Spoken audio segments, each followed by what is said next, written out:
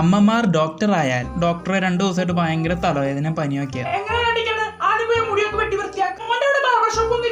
അങ്ങനെയല്ല, വേറെ എന്തിലാണെന്ന് നമുക്ക് ടെസ്റ്റ് ചെയ്ത് നോക്കിയാലോ? അത് മാത്രല്ല, ഇന്നലെ തൊട്ട് വയറിളക്കം ഉണ്ട്. അത് പിള്ളേരോടൊപ്പം പോയി കുഴിമന്തി കഴിച്ചു.